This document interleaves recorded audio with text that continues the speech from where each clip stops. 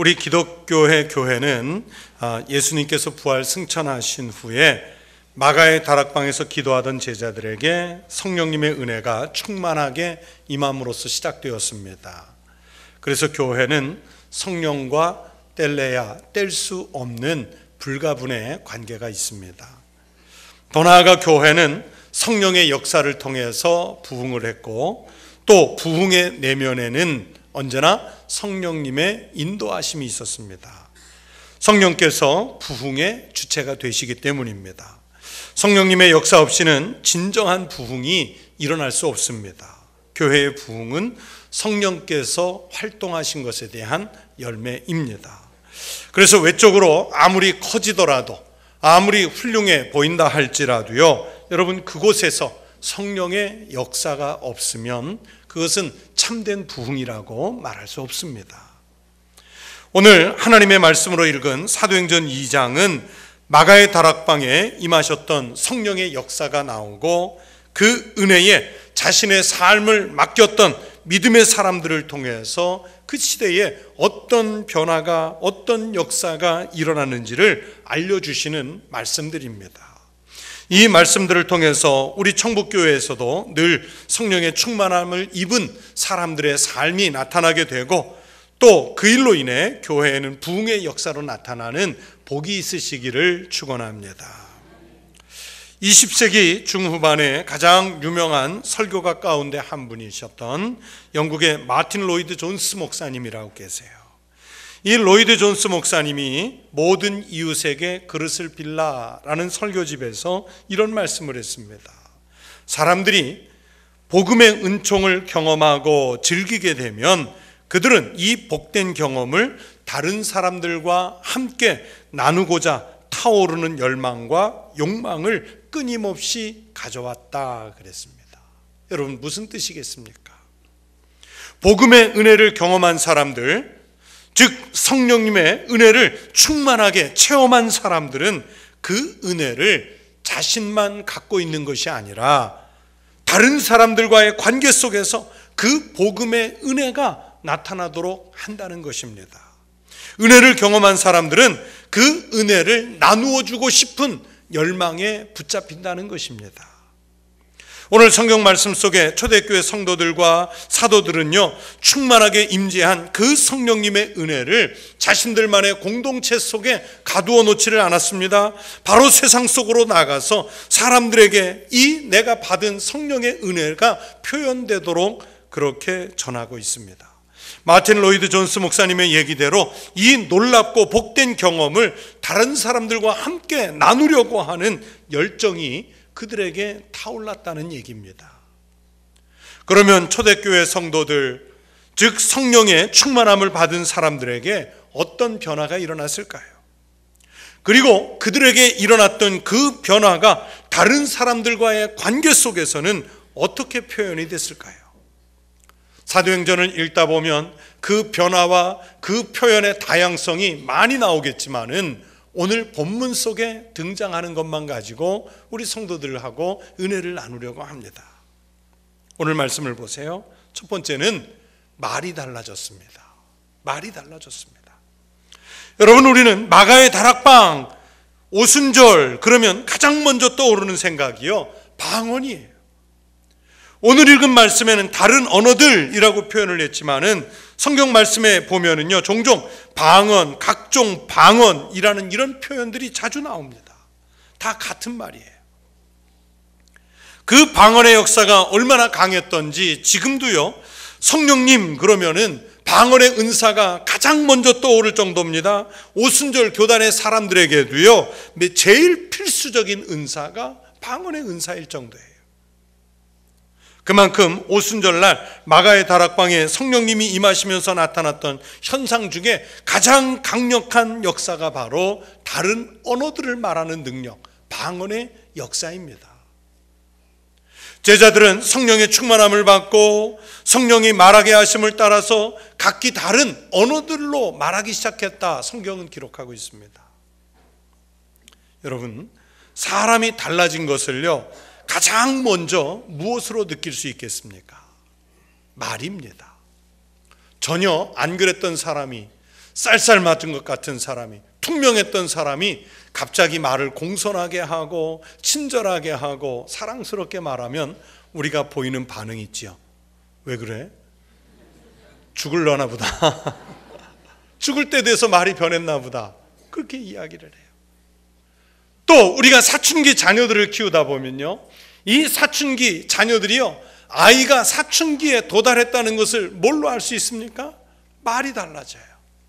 언제나 착하고 공손하기만 해서 네 그렇게 대답하던 아이가 어느 날 갑자기 아니요, 또 뭐 물어보면 아닌데요, 왜 그러세요? 그러면서 말꼬리를 올리면서 부정적인 표현들을 해요. 말이 달라지면서 하는 행동도 말처럼 되어갑니다. 생각도 달라져가요. 그런 것처럼 여러분, 그리스도인이 성령을 충만하게 받으면 가장 먼저 오늘 말씀 속에서 무엇이 달라졌습니까? 성령을 충만하게 받으면 제일 먼저 말이 달라집니다. 4절을 보세요. 그들이 다 성령의 충만함을 받고 성령이 말하게 하심을 따라 다른 언어들로 말하기를 시작하니라. 여러분, 성령님이 충만했더니 누가 말하게 하셨어요? 성령께서 말하게 하셨어요. 인간의 언어를 감추어 놓는 거예요. 하나님께서 말하게 하시는 그 언어를 말하게 하는 거예요. 여러분, 말이라고 하는 것은 사람과 사람 사이를 교통하게 하는 수단이지 않습니까? 그런데 오늘 말씀처럼요, 성령님의 은혜를 받은 사람들이 받은 이 다른 언어의 은혜는요, 하나님과 교통하는 언어가 열리는 거예요. 그런데 이 언어는요, 차원이 달라가지고 하나님과 소통하게 할 뿐만이 아니라 그동안 감정 때문에, 그동안 외국어이기 때문에 말이 통하지 않고 맡겼던 사람과 사람 사이에도 소통을 할 수 있는 그런 언어를 말하는 것이에요. 이 방언은 그래서 외국어라고 하는 특별한 말이면서도 지금까지 내가 쓰던 말과는 다른 차원의 언어를 말하는 것입니다. 우리의 언어가 성령님께서 시키시는 말로 인해서 변하는 역사가 일어나시기를 바랍니다. 남을 비방하고 비난하고 또 그 입에서 그러던 입에서 남을 칭찬하고 인정해주는 말로 나오시게 되기를 바랍니다. 농담을 즐기고 음담패설을 즐기던 입에서 시와 찬미와 신령한 노래를 말할 수 있게 되기를 바랍니다. 일방적으로 말을 많이 하던 사람이 남의 말을 귀담아 듣고 사랑을 말하는 언어의 변화가 일어나게 되시기를 바랍니다. 남을 찌르고 죽이던 말이 생명을 살리고 위로하고 치유하는 말로 완전히 새롭게 거듭나게 되시기를 바랍니다. 성령께서 시키는 언어예요. 여러분, 천국은 먹을 것이 많고 부유한 것이 있어야 천국이 되는 것이 아니에요. 사랑의 말이 있는 곳에 그 천국이 이루어진다는 사실을, 성령께서 시키시는 말을 하는 그곳에 천국이 이루어진다는 사실을 기억하는 성도들이 되시기를 바랍니다. 긍정적이고 적극적인 말, 사랑을 듬뿍 담은 말로 교회에 덕을 세우고, 그리고 그 성도들이 있음으로 인해서 교회가 천국 같은 교회, 그리고 그 성도들이 가정에 있음으로 인해서 천국 같은 가정, 그 성도들이 일터에 나가 있음으로 인해서 천국 같은 직장이 되시기를 주의 이름으로 축원합니다. 말은요, 그 사람의 생각의 표출입니다. 그 사람이 어떤 생각을 하고 있는지 그 말을 들으면 알아요. 그 사람이 어느 정도 수준의 인격을 갖추고 있는지를 말을 들으면 가늠할 수 있는 잣대입니다. 아무리 감추려고 해도 다 감출 수 없는 게 말이잖아요. 그래서 우리는 감추려면, 할 수 있으면 말을 삼가야 됩니다. 그러나 말을, 세상 말은 삼가지만 천국 언어는, 성령께서 시키시는 천국의 언어들은 말하실 수 있는 성도가 되시기를 바랍니다. 미안합니다, 반갑습니다, 감사합니다, 사랑합니다, 행복합니다. 여러분, 이 언어들이 여러분의 입에서 떠나지 않게 되시기를 바랍니다. 성도 여러분, 말이 변하고 생각이 변하고 가치관이 변해서 심령이 부흥하시기를 축원합니다. 그리고 그 힘으로 인해서 우리 교회도 부흥하는 역사가 있기를 축원합니다. 또 성령의 은혜를 강하게 받은 이 성도들을 보세요. 두 번째는 급작스럽게 변한 모습이 다른 사람들 눈에는 이상하게 비쳤습니다. 성령 충만을 받으면 마치 술에 취한 사람이 혀가 꼬부라지고 행동이 달라지는 것처럼 성령의 충만함을 받으면요, 그 사람 자체가 급격하게 변하는 거예요. 그래서 이 급작스럽게 변한 초대교회 성도들을 보고요, 주변 사람들이 당황했다 그랬어요. 당황했다. 얼마나 많이 변했는지 당황했어요. 12절에 다 놀라며 당황하여 서로 이르되 이 어찌된 일이냐 하며 그래요. 또 다른 사람들은요, 그리스도인들이 새술에 취했다고 조롱했습니다. 13절에 또 어떤 이들은 조롱하여 이르되 그들이 새술에 취하였다 하더라.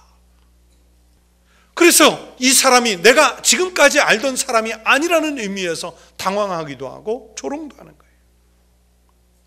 여러분, 술에 잔뜩 취한 사람들을 보면 술에 안 취했을 때와 전혀 다른 사람이 되잖아요.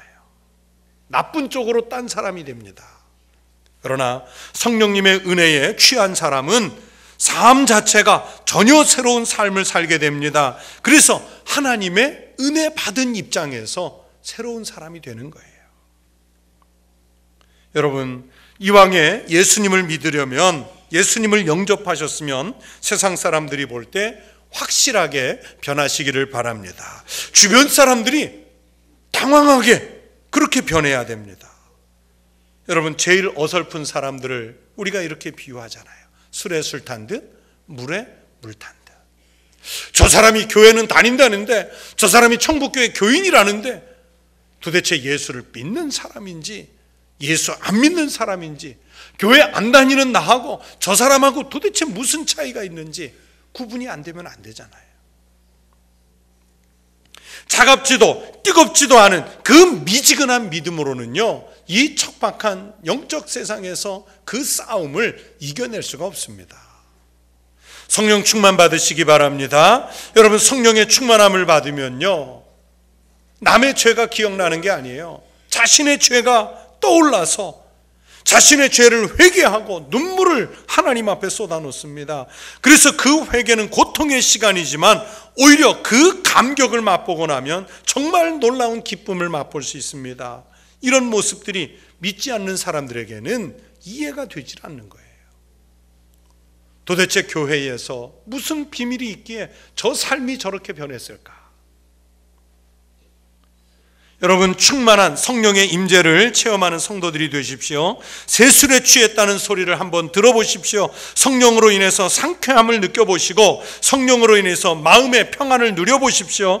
용서받고 구원받은 감격의 눈물이 마르지 않는 성령의 부흥이, 그리고 심령의 부흥이 여러분의 삶 가운데 임하시기를 축원합니다.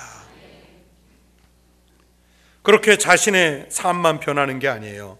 오늘 말씀해 보니까 세 번째는 성령의 충만함을 입은 사람들이 하는 일이 있습니다. 복음을 전했습니다.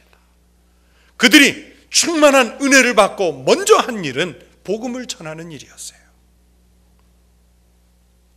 여러분, 성경을 보세요. 초대교회 사도들과 성도들을 보세요.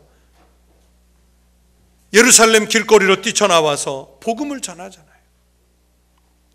여러분, 성령이 충만하면 하나님의 말씀이 떠오르고 깨달아지게 됩니다. 구원의 신비가 가슴속 깊이 느껴집니다. 그 신비한 기쁨을 전하고 싶은 열망이 마음속에 가득해지지요. 베드로 사도는 요엘 선지자의 예언이 바로 오순절 날의 사건을 두고 한 말씀인 것을 깨닫고 알게 됐습니다. 그래서 나가서 성령의 은혜를 충만하게 받자마자 예루살렘 거리에 나가 외치는 말씀이 그거잖아요. 누구든지 주의 이름을 부르는 자는 구원을 받으리라. 요엘 선지자의 그 말씀을 인용해서 선포했어요. 매달 발행되는 좋은 생각이라고 하는 아주 건강한 월간 잡지가 있습니다. 저도 매달 그 잡지를 받아보는데 그 잡지에 소개된 글들을 읽다 보면 정말 마음이 푸근해져요. 좋은 생각을 떠오르게 해요. 그 책 속에는 아름다운 이야기들이 많습니다. 지난 주간에 11호로를 받아서 읽었는데 그 11호로 글 중에, 독자가 보내온 글 중에 눈뜨기 작전이라는 글이 제 눈을 사로잡았습니다. 독자가 쓴 거예요. 이 글을 쓴 사람은 현재 전주의 덕진경찰서에서 학교 전담 팀장으로 일하고 있는 경찰관이세요. 이분이 쓴 글이 길지만 제가 좀 요약해서 말씀을 드릴게요. 지난 6월 초에 한 초등학교 교사가 이 경찰관에게 상담을 청해 왔습니다. 학교에 말과 행동이 아주 거친 학생이 있는데 이 학생이 자꾸 학생들을 괴롭히고 그러면서 학습도 부진하고 지도하기가 너무 어려워서 경찰관의 도움을 받으려고 요청을 해온 거예요. 경찰인 이분이 그 학생을 만나서 상담을 하고 상황을 파악해 보니까 참 안 된 아이예요. 태어난 지 1년 만에 엄마가 가출해 버렸어요. 할머니와 아버지와 함께 사는 어려운 아이였어요. 아기 때 이 아이가 온전한 사랑을 받지 못해서 소위 심리학적으로 말하는 분리 불안을 겪는 학생이었는데, 그런데 이 경찰관 분이 지속적으로 이 학생을 만나고 상담하면서 이 아이의 품행이 점점 좋아지게 됐습니다. 이 아이를 좀 더 잘 돕기 위해서 이 아이의 아버지를 만나봐야겠다 해가지고 아버지를 찾아서 아버지를 만나봤더니 이 아이의 아버지에게는 더 큰 아픔이 있는 거예요.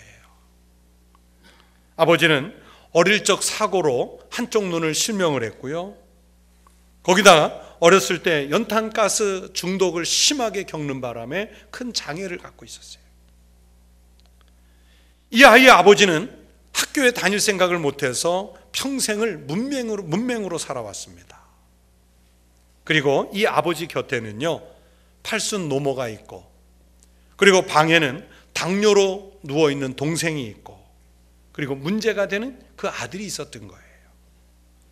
그러니까 혼자서 이 사람들을 다 부양하면서 먹고 사는 일에 급급해서 글을 배울 생각도 못했고, 문제가 있다는 걸 알면서도 자기 아이를 돌봐주지를 못했어요. 그런 사연을 알게 된 이 경찰관 분이 이 아버지를 어떻게 도울 수 있을까 생각하다가 우선 이 아이의 아버지에게 한글을 가르쳐 보기로 생각했습니다. 매일 저녁 7시부터 9시까지 2시간씩 공부하기로 했어요. 자음과 모음부터 배우는데 여러분, 완전 까막눈인 분을 가르친 그 일이 얼마나 어렵겠어요. 가르치는 사람이나 배우는 사람이나 둘 다 정말 힘든 시간들을 보냈다 그랬어요. 그렇게 어렵게 공부를 시작하면서 아이의 아버지가 변화되기 시작했습니다. 글자를 알게 되면서 얼굴빛이 달라졌어요. 늘 고개를만 숙이고 있던 사람이 눈을 들어서 상대방과 눈을 마주치게 됐습니다. 간판 글씨를 읽게 되면서 생활이 편리해졌습니다. 아빠가 공부하는 모습을 밤에 지켜보던 아이가 문제아였던 아들이 같이 공부하기 시작했어요. 그 과정을 소개하면서 이 경찰관이 마지막에 글을 이렇게 맺었습니다. 배움의 즐거움으로 환히 웃는 그를 볼 때마다 한 사람의 작은 정성과 배려가 누군가에게 큰 기쁨이 될 수 있다는 것을 깨닫는다. 그렇게 썼어요. 저는 이 글을 읽으면서 생각했습니다. 배우는 사람도 힘든 일이지만 그 까막눈이었던 사람의 눈을 뜨게 해주기 위해서 가르치는 일이 얼마나 힘들었을까. 감긴 눈을 뜨게 해주는 그 정성이 정말 대단하다. 이분이 그 아이와 그 아버지를 사랑하는 마음이 없었으면 해낼 수 있는 일이었을까. 이것은 단지 가르치고 배우는 관계가 아니라 거기에 사랑이 들어가 있었다. 저는 그렇게 느꼈어요. 여러분, 우리 주변에는요, 자기는 잘난 것 같지만 영적으로 까막눈인 채로 살아가는 사람들이 얼마나 많이 있습니까? 그 영혼을 사랑해야 되죠. 여러분, 영혼을 사랑하는 곳에서는 그래서 그 까막눈의 영혼을 가진 생명을 구원하려는 열정이 나타나는 겁니다. 여러분, 성령을 충만하게 받은 사람은 제일 먼저 영혼 구원부터 생각합니다. 주님에 대해서 영적으로 눈 감은 사람들에 대해서 안타까워합니다. 그들의 눈을 뜨게 하고 싶은 마음이 일어납니다. 그래서 복음을 전하게 마련이에요. 오늘 하나님께서 주신 말씀을 보세요. 각기 다른 언어들을 말하고 성령의 은혜를 충만하게 받은 제자들은 이제 숨어있던 다락방을 나와서 예루살렘 한복판에서 그리스도 예수의 복음을 전합니다. 그런데 그 말이 각지에서 온 사람들이 다 알아들을 수 있는 자기네 나라의 말로 들려지었지 않습니까? 14절 말씀을 보면 유대인들과 예루살렘에 사는 모든 사람들아 내 말에 귀를 기울이라 외칩니다. 또 22절을 보세요. 이스라엘 사람들아 이 말을 들으라 하면서 이 엄청난 복음을 들으라고 지금 이 제자들이 선포를 합니다. 사람들이 듣지 못했던 복음, 예수 그리스도가 어떻게 오셨고 왜 오셔야 했고 왜 십자가에서 죽으셔야 했고 어떻게 부활하셨는지, 그리고 성령께서 어떻게 역사하셔서 우리 같은 무지렁이들이 당신들의 나라의 언어로 예수 그리스도의 큰 일을 말할 수 있게 되었는지, 여러분 이 복음을 알려주고 있는 거예요. 여러분 성령님의 역사가 충만하면 이렇게 복음을 전하게 됩니다. 누가 막아도 전하게 됩니다. 가슴이 뜨거워져서 전하게 됩니다. 오히려 전하지 않으면 내 가슴이 답답해져서 전하게 되는 거예요. 우리 주님이 다시 오실 때까지 우리는 땅끝까지 복음을 전해야 합니다. 마태복음 24장 14절에서 예수님 말씀하셨어요. 이 천국 복음이 모든 민족에게 증언되기 위하여 온 세상에 전파되리니 그제야 끝이 오리라. 언제 끝이 온다고 말씀하세요? 천국 복음이 모든 민족에게 전파된 후에 주님이 오십니다. 주님의 오심을 사모하는 사람, 성령님의 이끌리심을 받는 사람은 복음을 담대하게 전하게 됩니다. 그러므로 사랑하는 성도 여러분, 때를 얻든지 못 얻든지 복음 전하는 성도가 되시기를 바랍니다. 무슨 일을 당해도 복음을 전하십시오. 이것이 성령 충만한 모습입니다. 먼저 가까이에 있는 사람들에게 복음을 전하세요. 사실은 잘 모르는 사람에게 전하는 것보다 더 어려운 일일 수 있습니다. 그러나 복음을 전하는 일은 성령께서 도우신다는 사실을 믿고 담대하게 전하시기를 바랍니다. 앞에서 말씀드린 마틴 로이드 존스 목사님은 이런 말씀도 했습니다. 사도행전이 전해주는 초기로부터 오늘날에 이르기까지 모든 진정한 신앙의 부흥과 모든 영적 삶의 각성, 그리고 교회의 자각은 예외 없이 복음을 전하는 사역을 이루어 왔다. 그렇습니다. 성도 여러분, 깨어있는 교회는 복음을 전합니다. 깨어있는 성도는요, 예외 없이 복음을 전합니다. 여러분, 사도행전에서 오늘 충만한 은혜를 받고 길거리에 나간 이 사람들은요, 그 당시에는 목숨 걸고 나간 거예요. 죽을 각오로 나갔던 것입니다. 성령께서 깨우셨기 때문에. 성령에 충만하게 받으십시오. 그러면 말이 달라질 것입니다. 태도가 변하게 될 줄로 믿습니다. 그리고 복음을 전해야겠다는 영적 삶의 각성도 일어나게 될 줄로 믿습니다. 우리가 금년에 오직 전도 하면서 1000여 명 넘는 사람을 작정했어요. 그 명단이 저 플래카드에 붙어 있어요. 그런데요, 저 1000여 명이 넘는 사람들 가운데 여러분, 더도 말고 내가 사랑하는 그 사람 한 사람만 구원해낼 수 있다면, 여러분 1000명 중에 그 한 사람만 구원해낼 수 있다면 하나님께서 이 전도는 성공하게 하신 것인 줄로 믿습니다. 그런데 그 한 사람이 다른 사람이 아니라 바로 내가 복음을 전한 그 사람, 내가 사랑하는 그 사람이 구원받는 역사가 일어나실 수 있게 되기를 축원합니다. 복음으로 은혜를 받은 우리 성도들이 예외 없이 복음을 전하는 그 사역을 이루어서 죽어가던 생명을 살리는 구원의 역사로 일어나게 되시기를 축원합니다. 초대교회가 성령의 충만한 은혜로 모든 것이 잘되고 부흥한 것처럼 우리 청북교회도 성령이 충만하고 은혜로 가득 차서 부흥의 감격을 누리는 우리 청북교회가 될 수 있기를 주의 이름으로 축원합니다.